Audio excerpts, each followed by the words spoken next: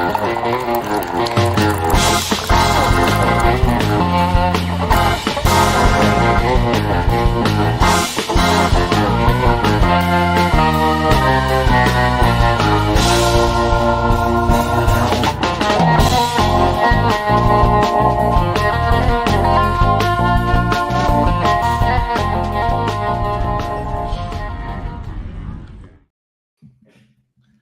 morning. Yes. Everybody.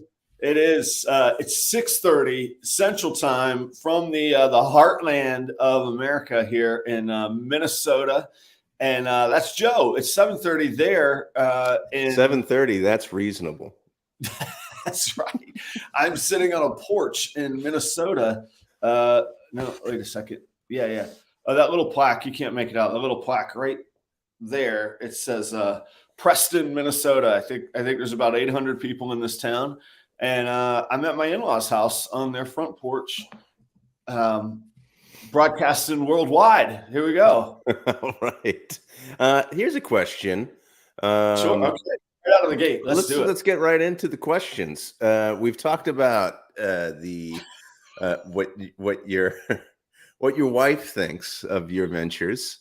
And being a person who likes to try different things myself, what do your in-laws think of your ventures?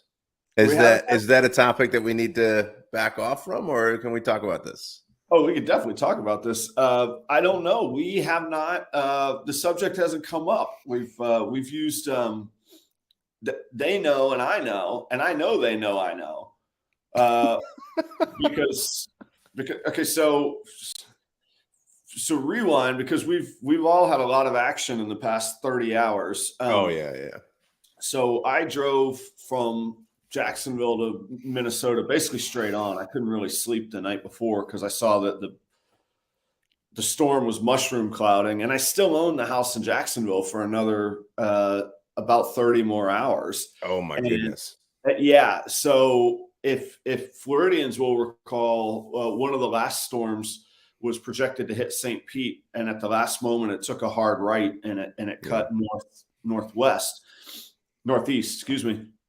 And I was terrified this was going to do that, because you hear Cat 4, like, it's not a party in Florida till you hear the number 3, right? So like Hurricane 1, Cat 2, we go drinking, right? Cat 3, you go, that makes you pucker a little bit, and then Cat 4 gets your attention. And so I was worried that it was going to cut right, but I didn't get that news till like 1 a.m. driving, and I was like, well, I can't sleep now. So I just kept driving. I just drove basically straight. I took little naps at truck stops, but I basically drove straight.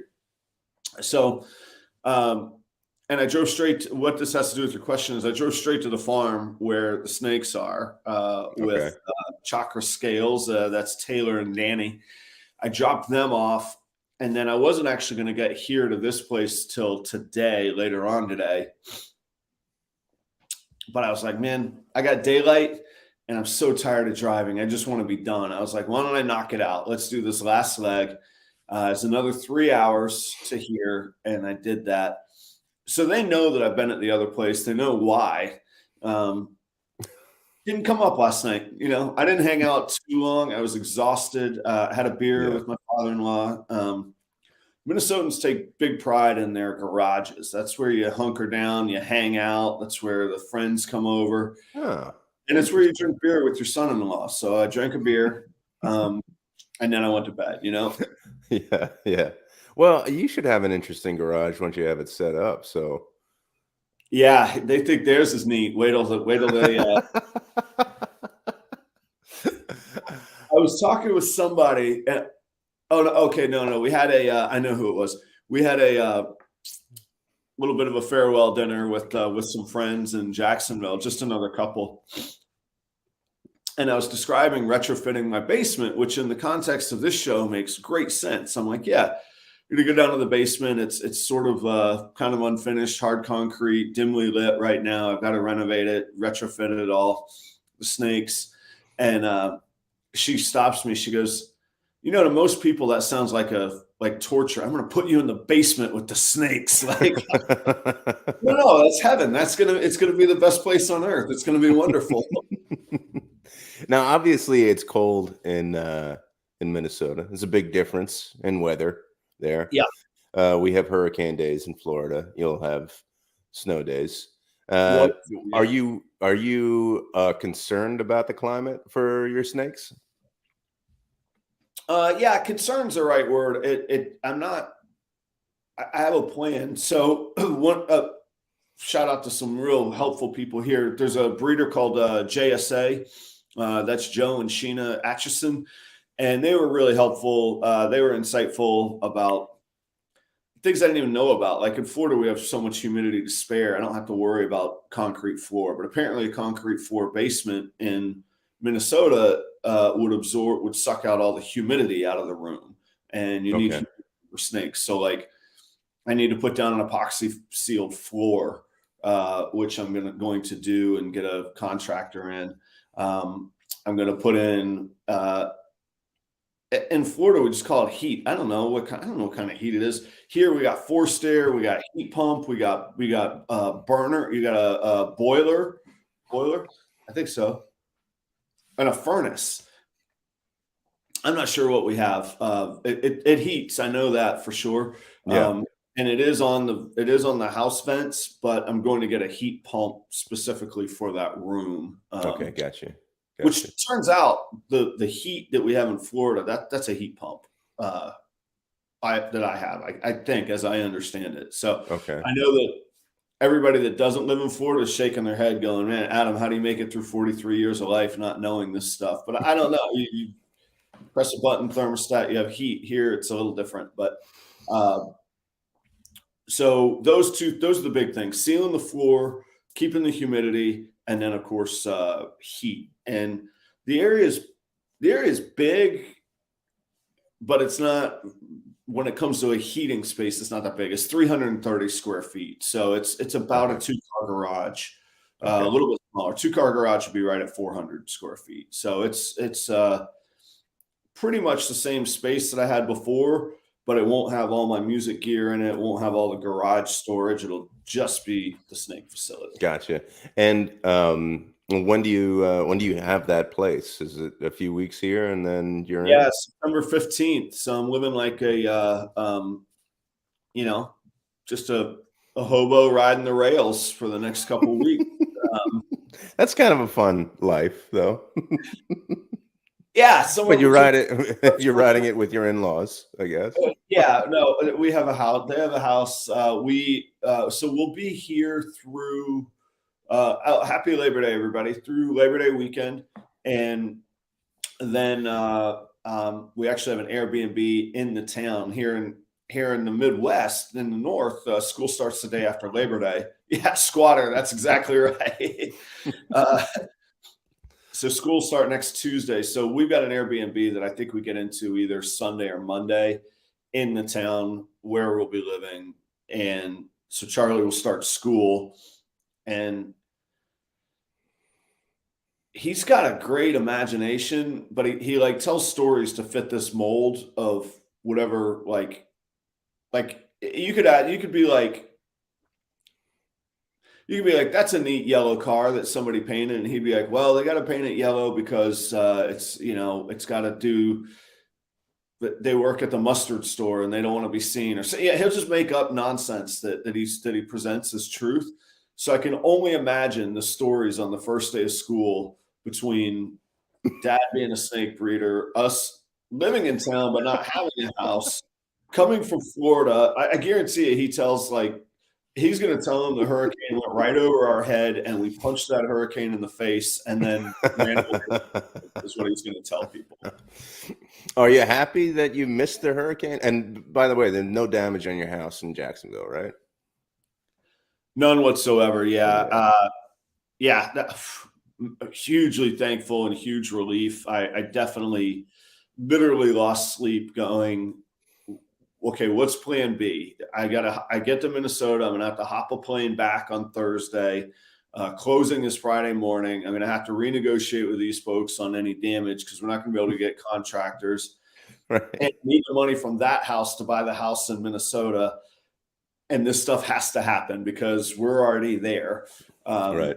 So I spent the evening driving, playing out those scenarios, which we should do a show on that. Like worrying and fear is there's a healthy fear. It's how antelopes stay alive on the Great Plains. They have fear.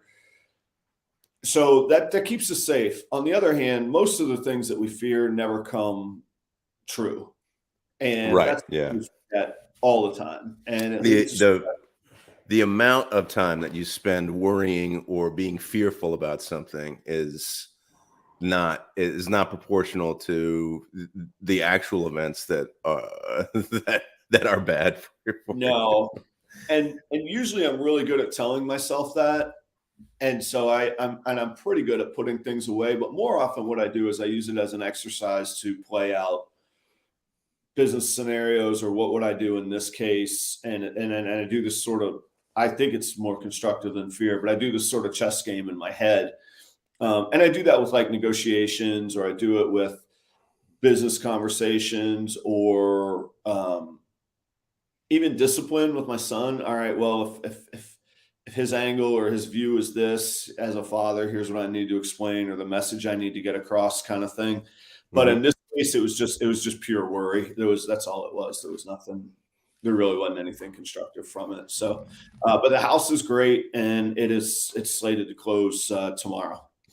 That's great. The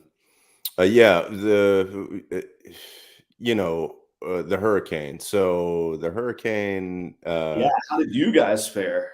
We did okay. It was just a lot of rain. That's it. And actually, it's still raining here. But the issue with a hurricane, especially if with so much news, like so I'm from Pennsylvania, so I have a lot of family up north, and they've never lived in Florida, and so what they get about the hurricane is that the apocalypse is upon us, and your son or your brother or your friend is going to die in the next 48 hours. So I'm just kind of inundated with, hey, are you okay? Is everybody okay? Yeah. So I feel like they're torturing my mom basically on the news. They just want to scare my mom into thinking that I'm going to. You ever notice on like I still make this joke, but every year when the Olympics comes around, for example, I would venture to bet nearly none of us watch curling on a regular basis. But during the Olympics, we suddenly become experts on the little broom that you have to, I don't know, do what with, because the Olympics aren't on right now, but they got the broom. And it's kind of like that with hurricanes, for like, 74 hours, people suddenly become experts. And I heard all these new terms. I've lived in Florida the majority of my life. I've been through many hurricanes. Driving from the road, I'm listening to Sirius XM live coverage on CNN or whatever channel it was.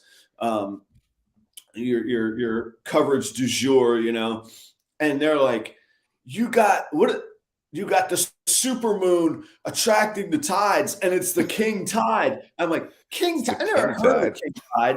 And by the way, when did super moons come around? Because as far as I know, it's the same moon we've ever had. But until about a year and a half ago, I never heard of super moons that were named every month. What are all these moon names? So the message was the Gulf waters are boiling. There's a king tide, a super moon, and it's going to hit Florida's Big Bend, which, by the way, I'd never heard of a Big Bend in Florida either. So now I have since been told that does exist. That's real. So I don't know. And the Big Bend is just like the armpit of Florida, right? I'm familiar now because I've heard it 48 times in the last, day and a half. But yeah, that's I guess the apex of the curve you would call it. If it were a NASCAR turn, that's the one place where anyway. So you're right. Everything was like just maniacal coverage, and I think I don't mean to devalue the damage that it did do. It's just all of the coverage leading up to it. I felt like, it was just a little bit. It's a bit much, but It felt a bit much, and then from a distance, it felt yeah, terrifying relying yeah. on the news coverage. I didn't, Justin. And by the way, good morning, everybody in the audience. Joe was ripping to go. Did you guys see that? Usually I do like the podcast version of getting a little cup of coffee, saying good morning to my colleagues, go to the water cooler, see what everybody, ease into it, see what kind of morning we're going to have. And Joe was like, boom, I have questions. Well, I was thinking that you were going to have, it was going to be kind of a tough morning for you because you drove 29 hours. Oh, and I thought, okay, I got to get up early. I got to have my questions ready. I'm ready. So time to go. I like it. Yeah. I'll take early and prepared any day. That's for sure. That's for sure. I did have the conversation with my wife. Justin says they want you to buy products. They always make it worse than it is. I feel like there's several lobbies out there that got with the meteorological lobby. The meteorological lobby, huh? Yeah, and they're like, look, guys, we need you to kick it up a little notch. Here's the thing. We got gas. I learned the other night we got the dry ice lobby because they're moving product because you can't get dry ice on the night before a hurricane. You got your home. I don't get it. What I missed that. Why do you need dry ice? Dry ice for my rats to pack my rats. Oh, dry ice was sold out in town, right behind them. I don't know. I guess the real preppers. I guess you're not a real prepper unless you buy out all the dry ice for your cold needs. I guess I don't know. Oh, all right. Okay. But you got all these lobbies, right? You got Lowe's, you got Home Depot, you got, advertisers on CNN and the Weather Channel, they're happy. So I'm like, you know what? I think they're like, hey, just sprinkle a little one extra on it. And then what did it hit as? Remember, the news was it was going to hit as a 4. Never got to a 4. They sprinkled the little 4 on top of it. They really kicked it up. They got a lot of revenue out of that, I think. Yeah. And I mean, it's funny that and everything becomes a little bit off, everything is things close down and everything. And, you're like for prep time too, like Tuesday, things were closed down, didn't hit until Tuesday night, really. And so everything is just like a little bit off. It's a little bit crazy. And then as a person who's living in the area where it's supposed to hit, I start doing things that are a little bit off myself. Like during the week, I don't really, I try to eat healthier during the week than on the weekend. I try not to drink too much, but Tuesday night, I'm like, yeah, let's have a whole bunch of pizza and I'll have a few cocktails. And it's like, hang on a second. I should be careful here. You brought up Joe as well, not to minimize. There was severe damage. So in my cynicism and frustration with this, I know I don't think Casey would mind me saying. I know Casey had to evacuate. He lives probably on the west end of that Big Bend area.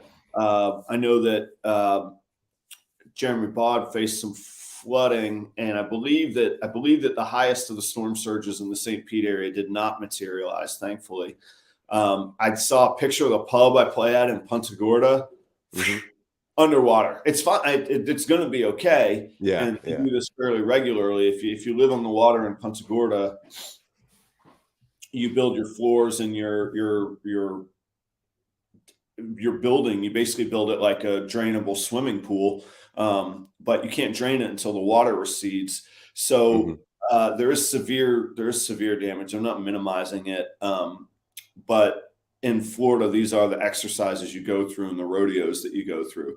I want to say, we got another across the pond. Like, Joe, this is happening. I feel like we, what do you call it? You manifest it, and which I don't believe. I believe on focusing on a goal and going after it. I don't think the universe really cares if Western Europeans are watching our show this morning, but I do. And Michael's from Liverpool, and one thing we don't talk about much is that I really love Premier League soccer, and I pull for Liverpool. And Liverpool had one of the most amazing games against their rival Newcastle this week. The Liverpool striker was given a red card, which we don't know this in America, but that gets you thrown out of the game. You're done. Mm-hmm. And in America, when we throw somebody out of the game, you get to replace them. In Premier League soccer, or football, as you call it, footy, when you're thrown out, you don't get to replace it. You play a man down. That's real consequences, man. I really like that. So we're down 1-0. That's 1-0 in America, 1-0 to Newcastle. And we're at Newcastle Stadium. We get a red card. The man gets thrown out. We equalize it. We tie it up, 1-1. And then in extra time, 92nd minute, boom, beautiful pass. I mean, it was just textbook beautiful. Bam, Liverpool comes in, overtime, extra time, takes home the victory, gets 3 points on the board. That's the 3 points in the standings, not 3 points in the game. Just a beautiful, massive game, and I see Liverpool. So, Michael, welcome. I hope you have a couple extra beers for the victory, a couple pints. When did that happen? That was Sunday morning, man. Oh, okay. Gotcha. It's a phenomenal game. Is football, is soccer the only sport that you follow, Adam? Oh, no. I really love I love American football. That's American college football. Like, if you were to ask me what this morning feels like football is what it feels like, man. This is great, man. Like like a crisp fall day. Yeah, right? In the north. This was Saturday morning. Play and watch football. Yeah, yeah. We'd have college game day on. I would be getting ramped up for the Gators, which, by the way, we open against Utah tonight. The Fighting Gators are at number 14 Utah away. We knocked them off first game of the season last year.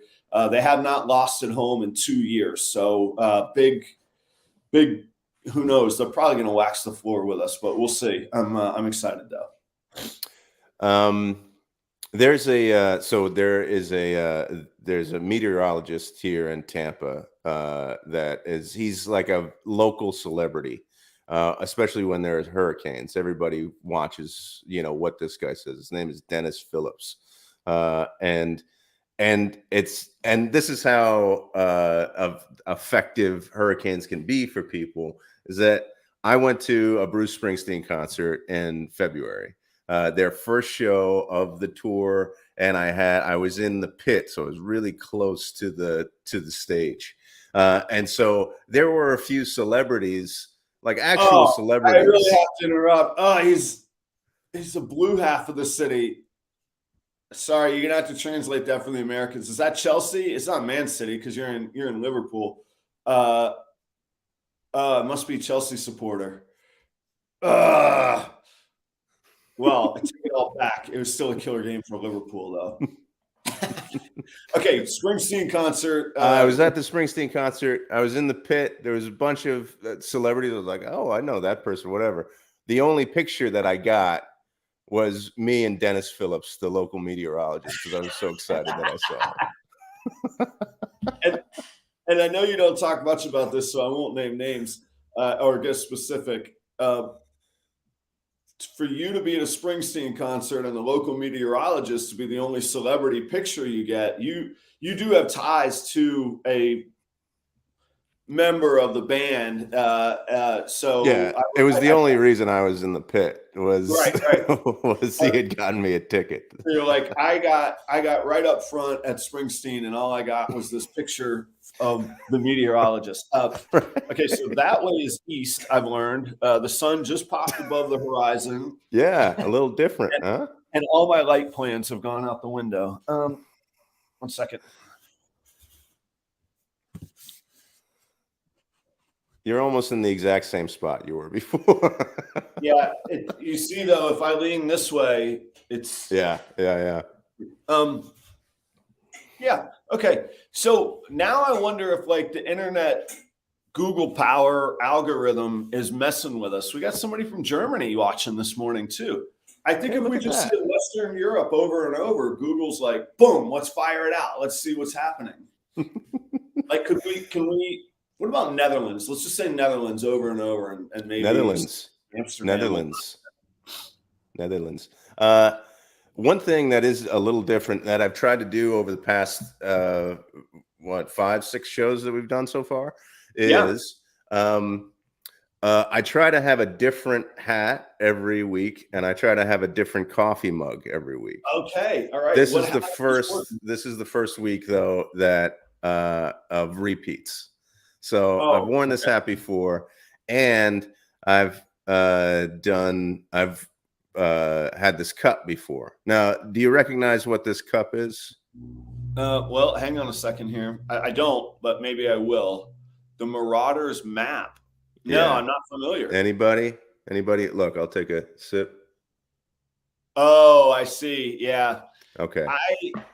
I have some social deficiencies, I've been told, and one of them is I know nothing about Harry Potter. Now, that's part of my larger umbrella of deficiencies of I just don't watch movies, man. I realize that could come from a book. So I have not read the series. I haven't seen the movies. I know very little. It's snake related. My question, the reason I bring this up is it's snake related. Now, I was an adult when I read the books, and I was very against reading the books until the last book came out.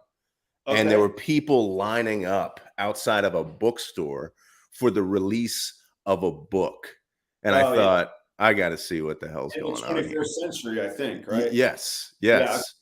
So I think I was living in Philadelphia at the time, and I was like, all right, I gotta do this. So I read all the books. I got anybody who knows it. I get to the end of the 6th book, and I take the book, and it's because something was so terrible that happens. But does Harry die? Anyway, what's that? Does Harry die? I mean, no spoilers here. Come on. Okay. I figured Harry doesn't die at the end of the 6th book. No. Okay. I was 98% sure he didn't, which is why I went with the possible spoiler. It's not, I mean, I'm not like a fanatic or anything. And this is, it's just a big cup, which I just like big cups. But there's a lot of snake imagery in the movie, and the snake is associated with the evil figure in the movie, right? Yeah. Yep. So I wonder, like, okay, so if we love snakes, we really like them, and that we want to have people like them as well. Yeah. But there's this thing in pop culture, especially, and I imagine that there are some Harry Potter fans who would watch the show or listen to it. And I wonder, like, when you see things like that in pop culture, do you go, I don't like that because of the way that they depict snakes? Or is it just like, that's just a part of pop culture, and they're doing that with snakes, and it's kind of ruining what we want to have happen? By and large, it's the pop culture thing. So let me equate it to something. Here's what I do know about Harry Potter is that there was in my opinion, ridiculous, but I don't mean to be disrespectful to anybody's beliefs. Careful. There was a ridiculous fight from a certain point of view that if kids watched Harry Potter, they would believe in wizardry and sorcery, which is, of course, the work of the devil. So this should be banned. Mm-hmm. And I contended no kid is going to think they can pick up a broom and zip around the neighborhood in the air because they watch Harry Potter. And in that sense, maybe. Yeah, it's just a character with the snake. Okay, fine. What I do have an issue with, and it is frustrating, is the super headline grabbing in a news setting. 24 snakes found in St. Johns County neighborhood. Neighbors are terrified. They're even finding them under their car hood, as if they're crawling out of all the crevices in the neighborhood. Ball pythons rolled up, so that frustrates me. Yeah. Because I think that there is a dotted line to, hey, here's a good news headline, and then pop culture will just let those scary things take over. Yeah. I mean, that's what news has become, hasn't it? It's more about it's pop culture than anything else. Yeah, so they feed it, but like obviously from the comments, there are people who have read Harry Potter, maybe even like them, like the books, everything. I mean, Pedro, Harry lives. I mean, yeah. Okay, yes. I think he's just responding to, does Harry die? But it could be taken as Harry lives on in our hearts or whatever. I know it was a massive thing. It still is a like even the bad guys, the Slytherin were the bad boys. Even Slytherin, and their I think their creature that was depicted in their house was, I don't know, it's been a while since I read the book. Was like a snake. So they were kind of the bad guys, but that feeds into how people think about snakes. So I just wonder, in this community, do people go, I'm not fooling with Harry Potter because of the imagery that they show, or I'm not fooling around with the Book of Genesis. I like the later. I was going to say, if given the choice, I would. I guess in Harry Potter, you have to choose like what house you're in or something. Oh, you don't choose. The Sorting Hat chooses you. Okay. Okay. Well, in the other book, I'm in the house of the New Testament. I'm much more a New Testament kind of guy, but we'll let that be for right now. I like this. This is Charlie from Reagan Renee Royal Pythons. He says the same thing you talked about the hurricanes. For profit, news is built to excite, not necessarily inform. So, sure, yeah. So I had a thought of this is all not quite a joke, but this is 98% a joke. I have a new market that I've got to make a first impression in up here. And I made a list of some ideas that I thought would be neat, that maybe we'd enjoy picking apart, that we could discuss how best to make a first impression in a new market. Oh, okay. Yeah. Let's do it. So we could take a vote. It goes from kind of in your face to very subtle. And so we'll do them in no particular order. So I thought I made a list here. So I thought maybe because I like to stand out. So like you got to have the one thing. So like when I play music, I always wear a goofy hat. I realize it's a conversation starter. It's a great way to meet people. I like my hat because I don't have to make eye contact while I'm singing, and then it feels like it's like the sunglasses in Big Daddy, that movie. I did see that movie, so it's like this little comfort zone. Oh, you mean Big Daddy, which was released 30 to 32 years ago? You saw back when I watched movies, yeah. And that was another creation by a man named Adam. So I thought it was pretty good. Look at me being all high and mighty because I know Harry Potter, which also came out 20 years ago, 20 to 25 years ago. But go ahead. Okay. So you like to wear the hat? Yeah. So I wear the hats when I vend snake shows, and usually on this show, generally I have my chef's coat, proper royals. Nobody else has that. So I usually have my one thing. So this is like a list of new one things I could have. So one of them being that I could be the Minnesota winter tank top guy. What if I just wore, and like the really obnoxious tank tops that like the cut like all the way down the ribs, like you get a little bit of the pit, but you get a lot of ribs with and I don't know if you recall my physique. This will really turn some heads. Like so winter tank top guy, that's one thought that I had. I mean, is it supposed to be funny, or should I be more serious about this? You need to take this very, very seriously. My second idea. All right, let me jot that down. Winter tank top guy. Yeah, winter tank top guy. The second idea is people have been telling me quite a lot that I need a second table at my show booth. Like my show presentation should be bigger, should make a bigger impression. So I bought 2 tables for the first shows I'll be vending here in Minnesota. See, now we're getting the real content that people tune in for. Look at the chats. It's just blowing up, man. This is the real. We had some good response to my Harry Potter. That's true. That's true. Oh yeah, Shannon says wear a corn cob costume. Shannon bought a green dragon. He was bouncing around like Yoshi from Mario Brothers at the Daytona show on Sunday. Joe, I don't think you know that. He had an inflatable green dragon costume. That's his name. That's his brand, Green Dragon Brokers. Yeah, this is all right. true. Yeah. He had a green dragon costume that he was bounding around on Sunday at Daytona with. All right, idea number 2. Stick with me here. I use 1 table for my show, and my second table, I'm gonna turn. So usually the table is like out front towards the customer, but I'm gonna put table behind me so there's like a little space or back. Yeah. I have the equipment. Snake Show karaoke. Come to the booth, check out ball pythons, sing some Hall & Oates.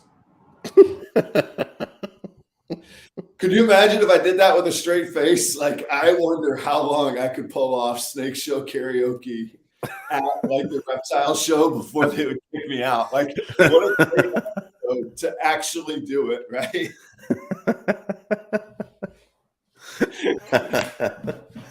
Like, well, those are 2 interesting concepts. Yeah. Yeah.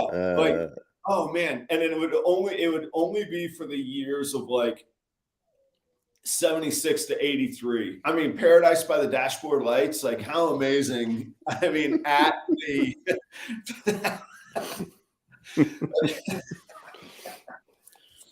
all right. And you've got karaoke equipment.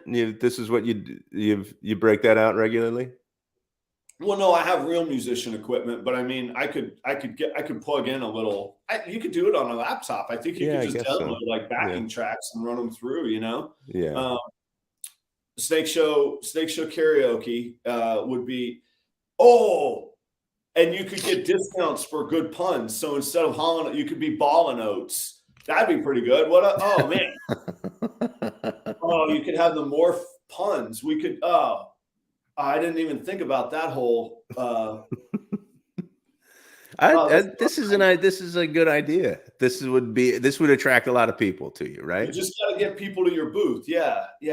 That's the thing. Because I mean, everybody's got ball pythons at these shows. You saw that, Joe. Like the whole rooms in Daytona was ball pythons. Would it lessen the seriousness of what you're trying to do, though? Greatly, strongly, but it might increase money, which is becoming a priority. So Snake Show karaoke. The third idea is a little more subtle, but I think that there's a lot of power that comes with it. Because it really is a way to just like draw a line and say, here's who I am. I'm thinking of becoming a pinky ring guy. I'll just wear a pinky ring. I don't mean naked. Like I'll have clothes on, but I will add a pinky ring to my 4th finger. Because like, what's your thought when you see a guy, like a grown man with a pinky ring? Like, you know they mean business. Like, they're not afraid of anything. They'll fight you. If you wear a pinky ring, like, you're prepared for anything that comes your way. You have no fear. I don't know if I agree with that. And maybe we turn to the comments. Do pinky rings hold as much power as Adam thinks they do? This is what happens on a solo drive across country on a night. Okay. See, now Shannon has strong opinions on the pinky ring. Like, Shannon has spent all morning filling the comments with utter nonsense, but now we get a full attentive response from him. Even Moscow says no pinky ring. It's like the most powerful, subtle thing you could do. You know, I don't know. I mean, just, that seems like it's small enough that you could try it and see the power it would hold in the yeah. community. I just Okay. don't think I don't have the same view of pinky rings as you do. Maybe it depends on the pinky ring. I don't know. Maybe if it's Oh, like any big other and fingers, no bejeweled, problem. and if you Yeah, get your hands on a Super Bowl ring, put it on your pinky, then there's a little respect there. that's right. That's right. I'm sure that you could buy them someplace. They would be like, who's the new guy at the show? He wears a chef coat and a pinky ring. I don't. I still even when you say it like that, Adam, it still doesn't doesn't hold. All right, Joe. A little homework this week. Ask Chelsea what would have asked. You have to ask it in this frame, please. This is just my. You don't have to do anything. This is my thought. I'm doling out homework like there's no payroll or hierarchy here, as if this wasn't a fully volunteer basis. Which, by the way, guys, if anybody wants to become a sponsor, Joe and I would love to switch from purely volunteer to slightly paid. It'd be great. We have logo space to fill.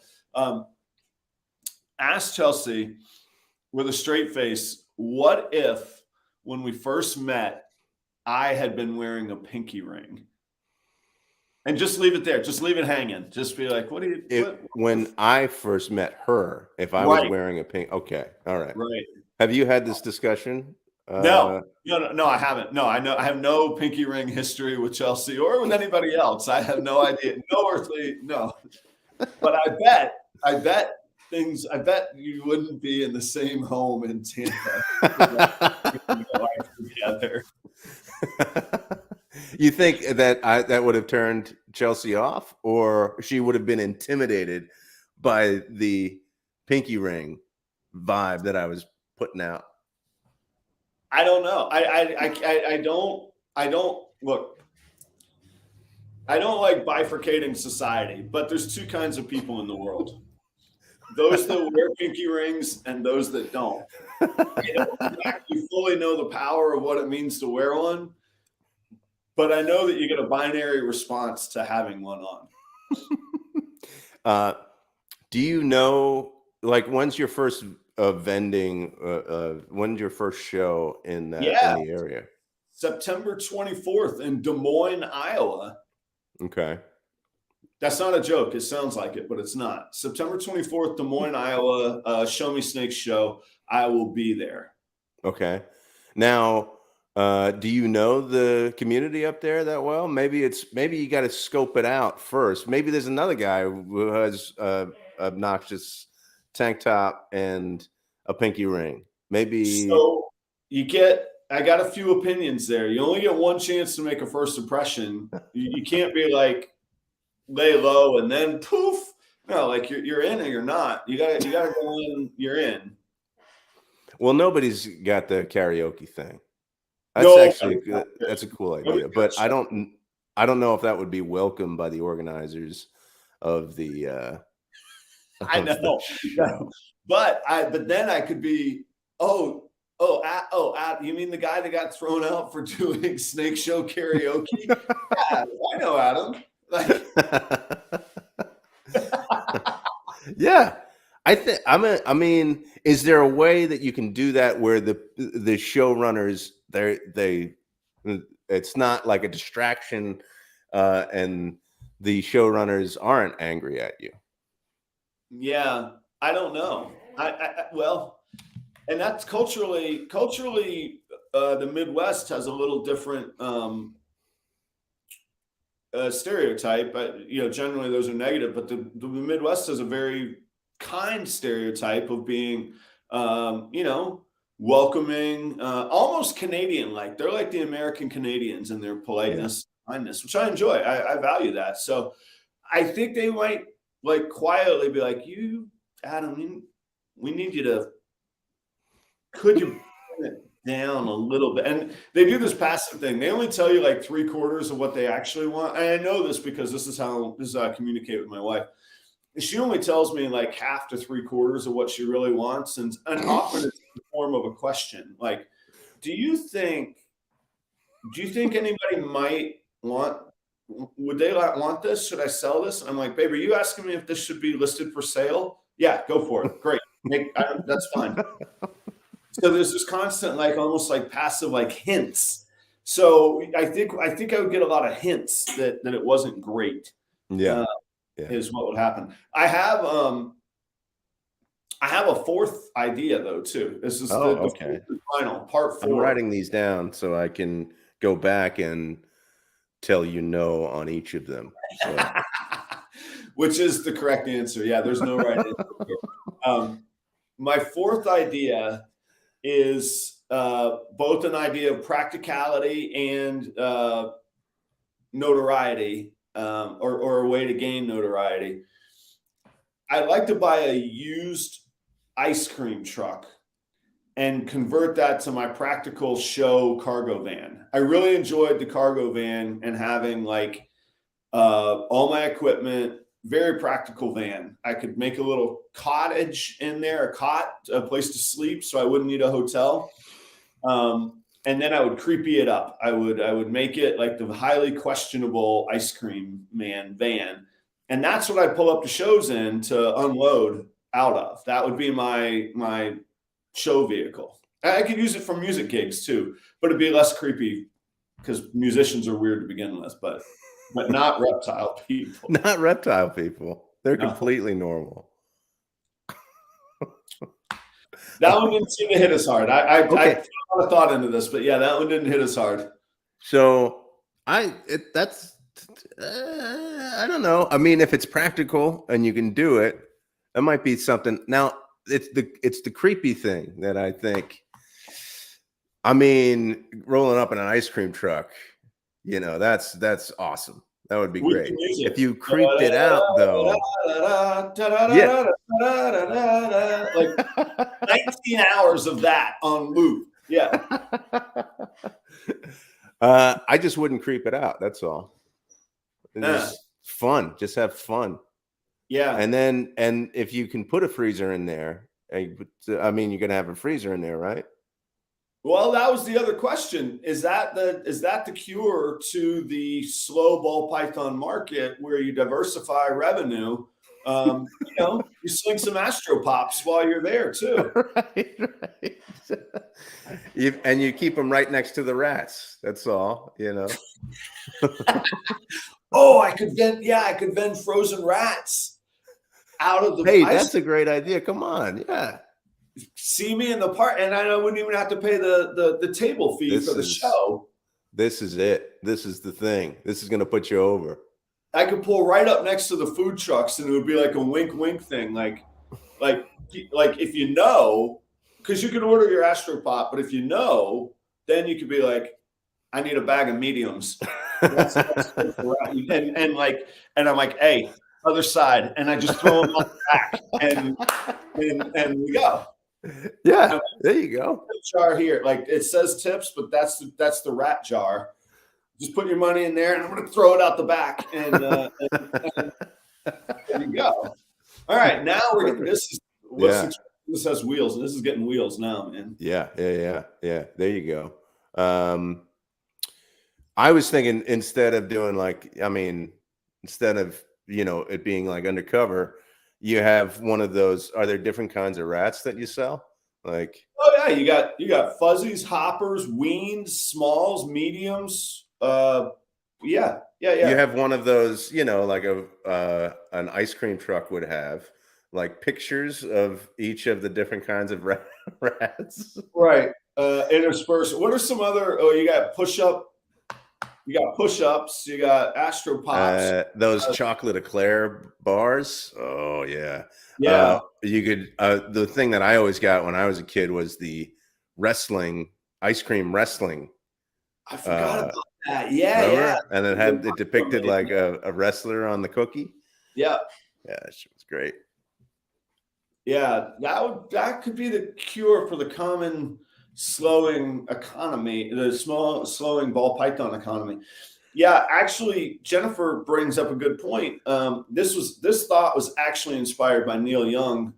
When Neil Young moved, this is a true story. When Neil Young moved from Canada to LA, he bought a used hearse, and that was their gig vehicle. He was driving around the Sunset Strip in a hearse.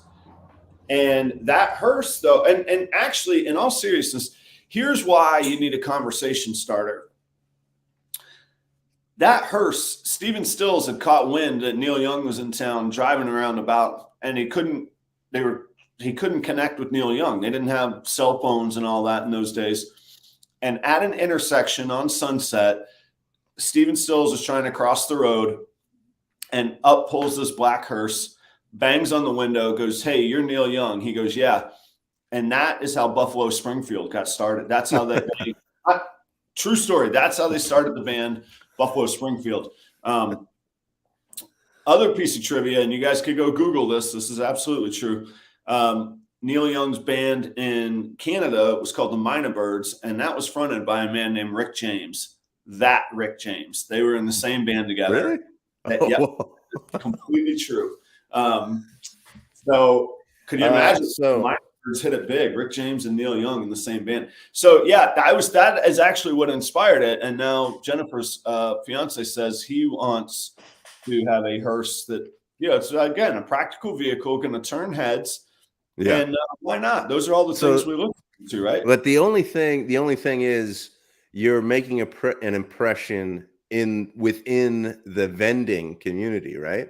Yeah. So it's not necessarily going to be known or seen at the show for the people who don't vend, who did that, Right. But you would become more. That would be a thing that you would become known for in those that deal and sell.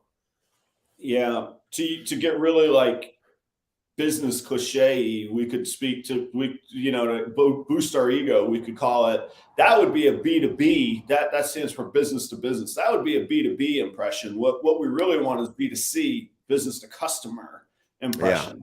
Yeah. So I go back to Snake Show Karaoke and the winter tank top. I think, I'm winter tank top, since we did share a hotel room recently.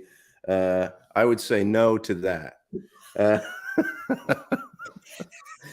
then pinky ring, I think no. I don't know about the pinky ring. I don't, but I think Snake Show Karaoke, but also the ice cream truck. It has some legs here. It can work for you. All right.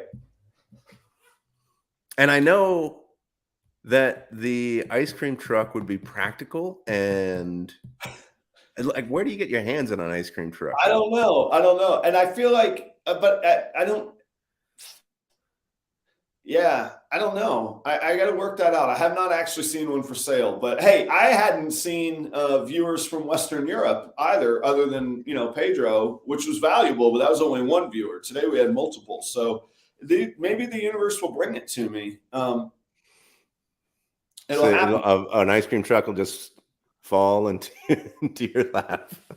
Can you imagine the neighborhood that we're moving into? They're like, "What? This guy he's an ice cream man? Like this is like, how many ice cream men do we actually know? Like that could be a real genuine nugget and like a centerpiece of a neighborhood." They're like, Adam, yeah, he's the ice cream guy, man. That's him. That's what he does. But I wouldn't be. And you could, and if you do sell rats, then frozen rats out of the ice cream truck, that would be, you'd have to come up with some kind of funny name for the ice cream truck.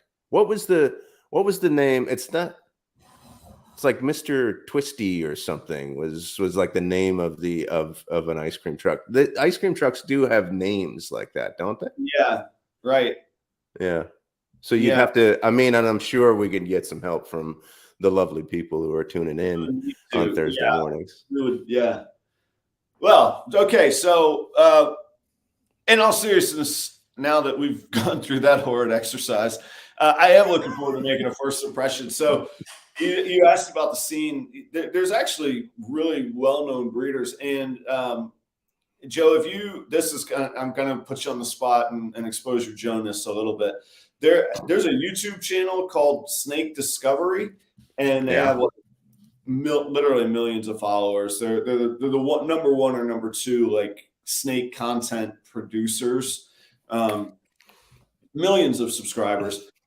They cater to more pet care kind of things. They do talk about some breeding, but they're based here in Minneapolis.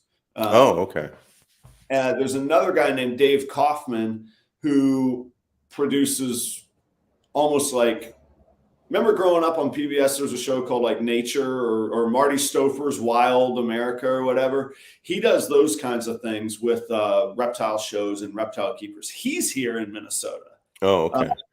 And then there's some very high-end respected breeders. And in particular, Joe at JSA, he's kind of leading the charge of the Minnesotans.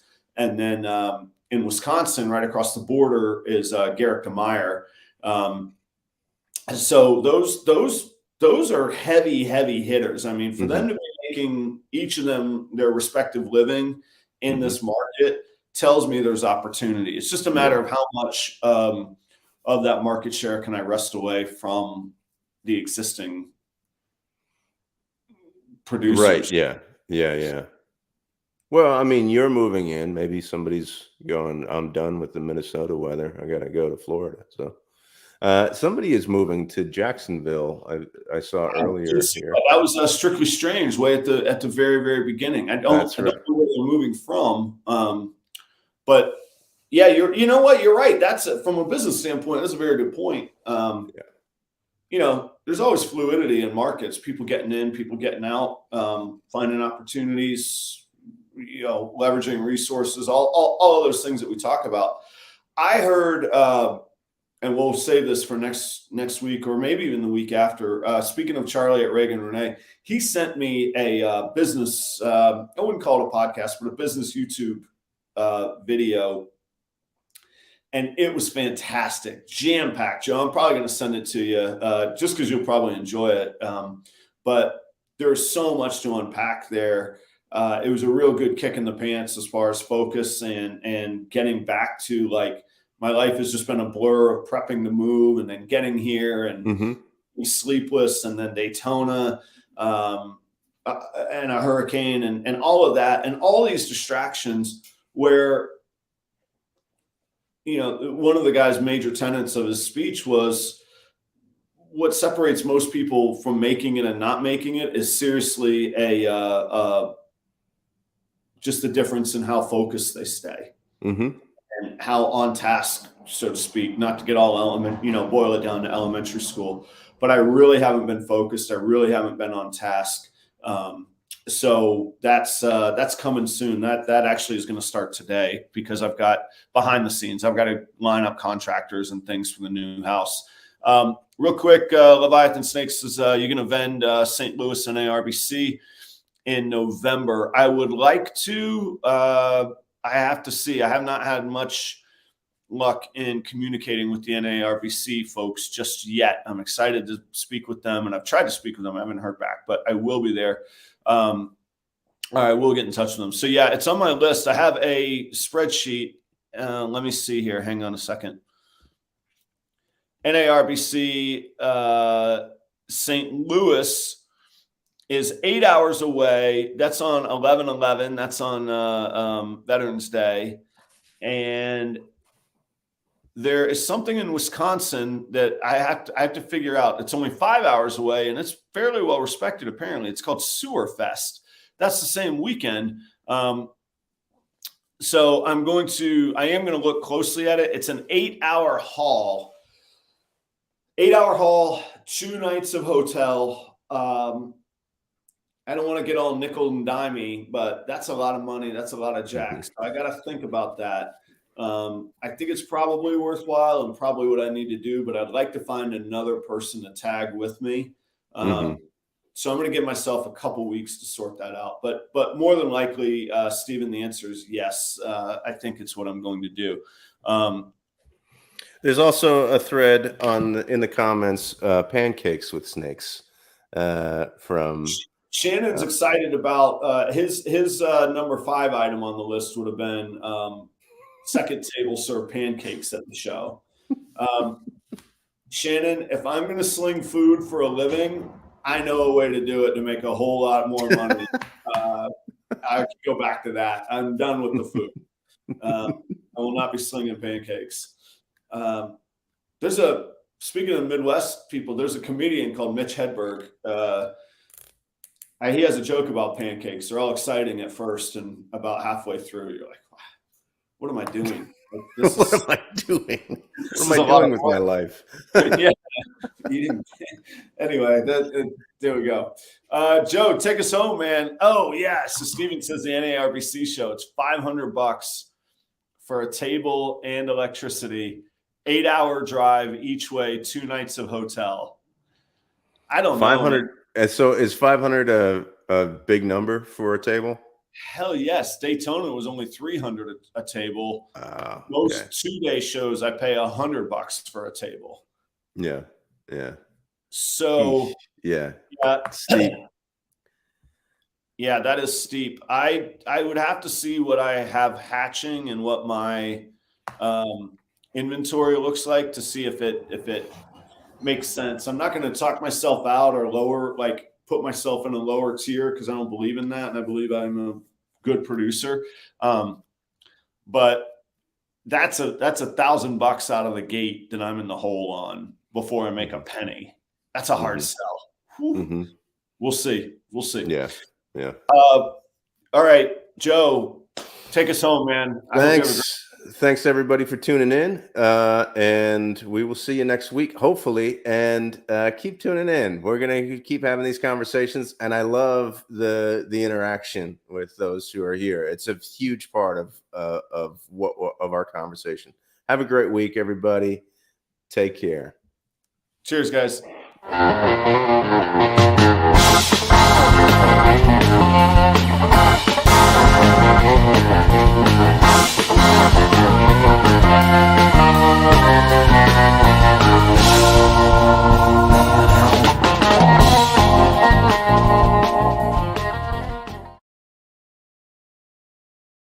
I did not click end broadcast. Here we go. I'm ending.